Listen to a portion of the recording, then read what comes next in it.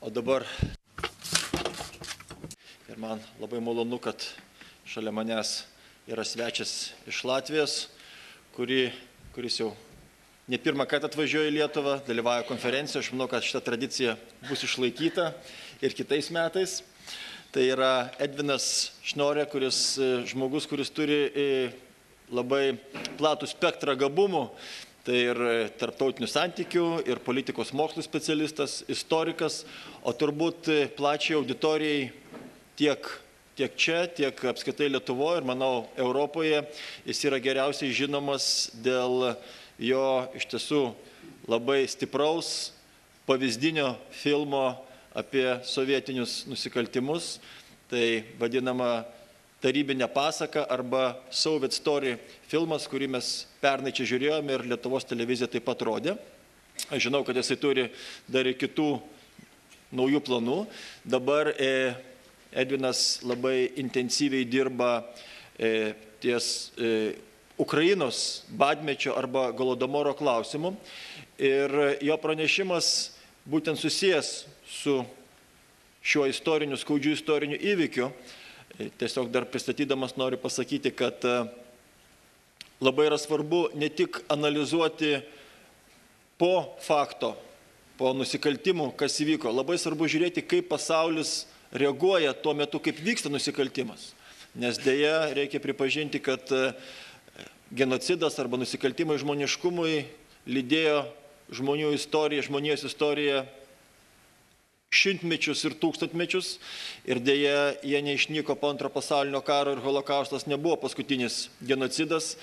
Turime pripažinti, kad galimybė, kad tai atsitiks, yra. Aišku, mes turim daryti visą, kad to neįvyktų.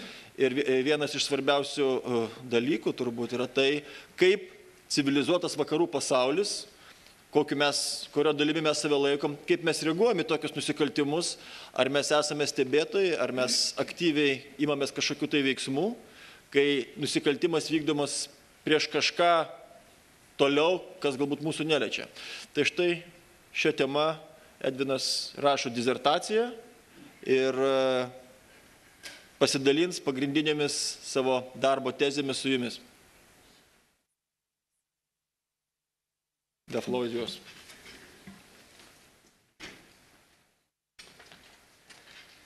Thank you very much. Ačiū.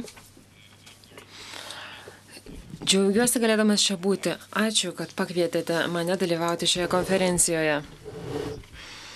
Pranešimas, kurį padarysiu, koncentruotas ties specifinę temą. Tai vakarų Europos reakcija į Holodomorą ankstyvame ketvirtajame praeito amžiaus dešimtmetyje. 1932-33 metų žiemą žuvo apie 3,5, gal net 7 milijonai žmonių dėl žmogaus sukelto bado Ukrainoje, vadinamojo Holodomoro. Dalis mokslininkų apibūdino tai kaip genocidą.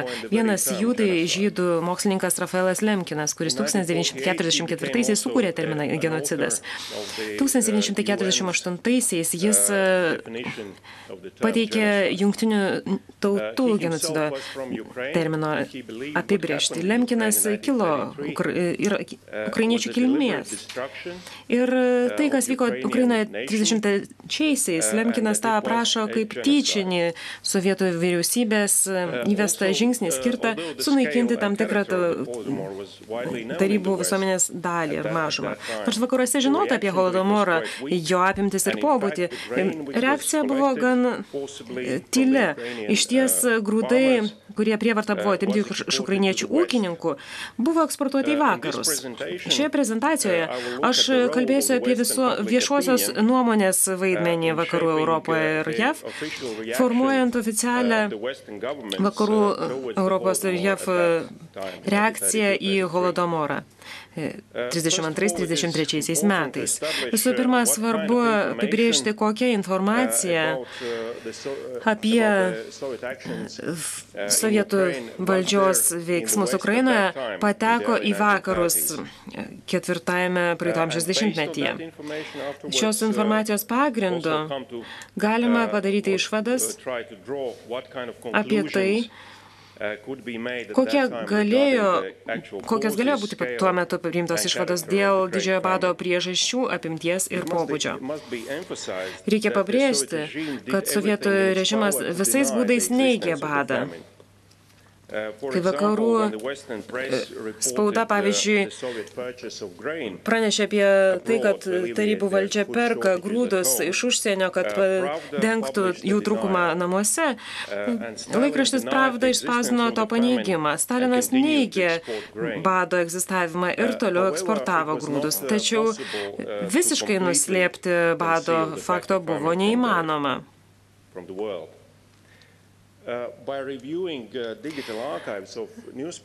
Galima pasižiūrėti tokių valstybių kaip Jungtinė karalystė, Prancūzija, Kanada, JAV, Vokietija, Šveicarija, Norvegija, Baltijos valstybės, jų skaitmeninius archyvus galima pastebėti, kad laikotarpį nuo 32 iki 34 ten buvo spausdinama šimtai straipsnių ir laiškų susijusių su badu TSRS ir tarybinė ekonominė ir politinė politika susijusia su šiais dalykais. Paradoksalu, kad daugiausiai informacijos ir analizės apie šiuos dalykus Tarybų sąjungoje galima rasti vakarų korespondentų darbuose, kurie dirbo ir gyveno ne TSRS teritorijoje. O pavyzdžiui, dažniausiai kaiminės valstybėse, Baltijos valstybėse.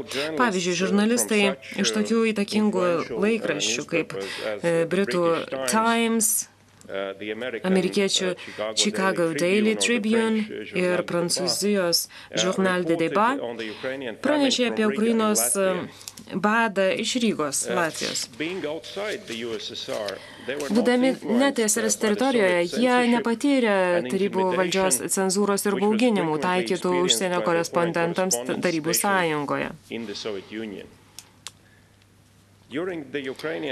Bado metu Ukrainoje 1930-32 vakariečių korespondentų Maskvoje buvo labai mažai, lyginant su spaudos korespondentų skaičiumi kitose Europos valstybėse, jų sostinėse. Atsižvelgiant į tai, kad Tarybų sąjunga užėmė didžiulę teritoriją, tiems žmonėms buvo neįmanoma tinkamai informuoti visuomenę apie įvykius vykusius TSRS. Analizuojant jų straipsnius, galima nustatyti, kad jie labai mažai rašė apie badą Ukrainoje tuo metu, kai jis vyko. Viena iš priežasčių ta, kad užsienio korespondentams buvo uždrausta keliauti į Ukrainą ir Šiaurės Kaukazą. Tas draudimas užsienio korespondentams tarybų valdžios buvo įvestas 1933 metais ir galiojo nuo vasario iki rugsėjo mėnesio. Tačiau keli žurnalistai vis dėlto sugebėjo nuvykti į Ukrainą ir pastebėjo, kokios baisios ten yra bado sąlygos ir aprašė visą tai vakarų spaudoje. Vienas iš geriausiai žinomų tokių žurnalistų buvo britų žurnalistas Malcolm Muggeridge. Jis buvo liberalaus Manchester Guardian korespondentas. Iš pradžių jis žavėjosi tarybinę sistemą. Tačiau nukeliavęs į Ukrainą ankstyvais 1933-aisiais jis visiškai pakeitė savo nuomonę. Muggeridge nusiuntė savo pranešimą apie Ukrainą diplomatiniu paštu, kad išvengtų sovietų cenzūros. 1933 kovo mėnesį jo darbai buvo išspausdinti 3 straipsniais. Muggeridge laikomas pirmuoju vakarų korespondentu, kuris pranešė apie Ukrainos badą visam pasauliui. Jis aprašė ne tik baises pietinės TSRS ūkininkų gyvenimo ir darbo sąlygas, bet ir pabrėžė žmonių sukelto bado Ukrainoje pobūdį ir priežastis. Pavyzdžiui, konkrečiai parašė, kad badas buvo organizuotas specialiai. Tas pačias išvadas padarė ir Gareth Jones, kitas vakarų žurnalistas, kuris lankėsi Ukrainoje 1933 kovo mėnesį. Jis patvirtino tai, ką rašė Muggeridge'as. Maskvos reakcija tai buvo labai greita. Abu žurnalistai buvo išvaryti iš šalies. o informacija apie badą buvo išvadinta melu. Reikia pastebėti, kad Kremliaus poziciją rėmė ir atkartojo daugelis vakarų intelektualų ir žurnalistų, kurie neigė badą Ukrainoje. Vienas iš geriausiai žinomų tokių korespondentų Maskvoje buvo korespondentas New York Times Walter Duranty, kuris teigia, kad informacija apie badą yra netikra ir neteisinga, netiksli. Jis teisino sovietų genocidą, teigdamas, kad negalima pagaminti kiaušinienės, nesudaužius kiaušinių. Duranty privačioje aplinkoje pripažindavo, kad badas buvo ir kad žuvo galbūt net apie 10 milijonų žmonių, tačiau viešai jis nieko apie tai nesakė. Už savo straipsnius parašytus Maskvoje Duranty net gavo Pulitzerio apdovanojimą. Būdamas geriausio Amerikos laikraščio korespondentu, Duranty išties buvo svarbus veiksnys, kuris formavo amerikiečių nuomonę apie Tarybų sąjungą. Ir be abejo, jis buvo svarbus veiksnys nuslepiant informaciją apie badą.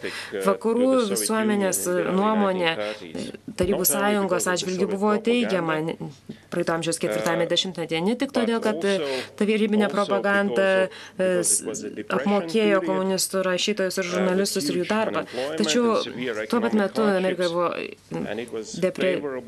podepresinis laikotarpis. Buvo didelis nedarbo lygis, daug ekonominių sunkumų.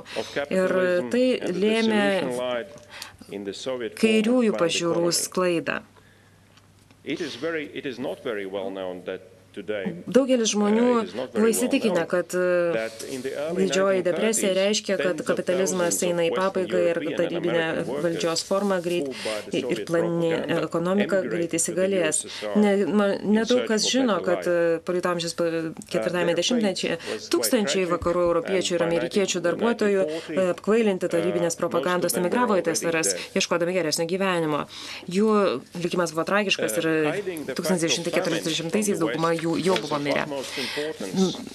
Bado informacijos nuslėpimas nuo vakarų buvo svarbiausias ir itin reikalingas Stalinui dėl ir politinių ir ekonominių priežasčių. Tarybų sąjunga tai darė visais įmanomais būdais, slėpė tą faktą.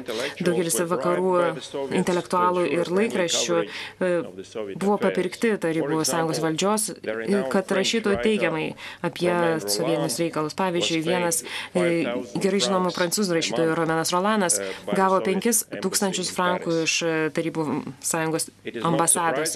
Nenuostabu, kad jis neigia badą Ukrainoje, teigdamas, kad nieko nenori apie tai girdėti. Jam nieko nerūpi labiau negu hitlerizmas, kuris yra daug didesnis blogis. Panašų požiūrį į Ukrainą turėjo ir propagavo tokie vakarų žinomi asmenys kaip Nobelio premijos laureatas Bernardas Shaw ir britų leiboristas, aktyvistas Lordas Pastfieldas ir jo žmona, bei kiti, kurie neigia badą, net apsilankę Ukrainoje. Tarybinė propaganda skleidė jų nuomonę kuo plačiau, tiek TSRS ribose, tiek už jos ribų. Gareth Jones, kuris buvo Tarybų sąjungoje, lankėsi Ukrainoje 1923-aisiais, parašė: po Stalino žmogus, kurio labiausiai nekenčia Rusijoje, yra Bernardas Shaw. Tiems, kas skaitė jo aprašymus apie maistą šalyje, kur visi badauja, ateitis atrodo juodesnė negu dabartis. Didžiausia sovietų propagandos laimėjimo dalis buvo prancūzų premjero Eduardo Herriot apsilankymas Tarybų Sąjungoje 33 rudenį. Jam buvo parodyta Ukraina, parodytas Potiomkino kaimo spektaklis, kur buvo specialiai tam laikui apgyvendinti ukrainiečiai su nacionaliniais kostiumais, daug maisto. Ir kai jis grįžo iš savo kelionės, Herriot pranešė, kad Ukrainoje tikrai nėra bado. Herriot buvo gerbiamas vakaruose politikas ir jo pastabos padarė didžiulį poveikį visuomenės nuomonėje apie badą Ukrainoje, nors daugelis jų ir vadino jį melagiu ir ikrų auka Tarybų Sąjungoje, tačiau daugelis vakaruose patikėjo juo. Britai diplomatai Maskvoje padarė išvadą, tarybų organizacijos gali dabar daryti, ką tik nori Tarybų Sąjungoje ir už jos ribų. O dauguma išsilavinusių atsakingų žmonių Europoje ir Amerikoje tiesiog netikė bet kokią Tarybų Sąjungos kritiką. Ir jo pastabos apie bendrą atmosferą Tarybų Sąjungoje ketvirtajame dešimtmetyje taip pat neigiamą poveikį padarė Ukrainos organizacijų ir vakarų pastangoms padėti Ukrainai. Ir tokie žmonės kaip Edvald Ament ir Vienys Kardinal-Inice bandė padėti, bet negalėjo. Daugelis paramos teikėjų galiausiai neteikia tos paramos ir jos nesuteikia. Tarptautinis Raudonasis kryžius taip pat nenorėjo praktinių imtis veiksmų ir padėti badaujantiems Ukrainoje. 32-33 vakarų visuomenė gana gerai žinojo apie badą Ukrainoje, jo apimtį ir pobūdį. Vakarų spauda išspausdino daug ataskaitų ir analitinių straipsnių šią temą ir dar daugiau detalios informacijos apie bado sąlygas Ukrainoje pateko vakarų vyriausybėms, ypač Vokietijai, Italijai, Lenkijai, kurios turėjo savo atstovus, diplomatinius atstovus Ukrainoje. 33-aisiais taip pat galima pastebėti, kad tarybinė propaganda suaktyvėjo. Po pirmųjų pranešimų apie badą padaugėjo vakarų spaudoje publikacijų, ypač Manchester Guardian ir kitose liberaliuose laikraščiuose, kur buvo neigiamas bado faktas. Tiek TSRS, tiek Ukrainoje. Viešas bado neigimas vakarų visuomenėje prisidėjo prie to, kad vakarų visuomenė reagavo į pranešimus apie badą mišriai ir gan abejingai. Ačiū.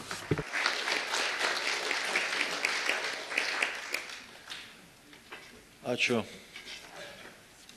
Edvinui Šniore už jo įdomų pasisakymą apie iš tiesų kol kas dar nepakankamai suvoktą ir žinomą istorinį įvykį, akivaizdų genocidų nusikaltimą vykdytą Sovietų Sąjungoje dabartinės Ukrainos teritorijoje. Manau, kad bus klausimų ir aš tiesiog noriu pasakyti, kad tas laikas bus po sekančio pranešimo, bendrai diskusijai, bendriems klausimams abiems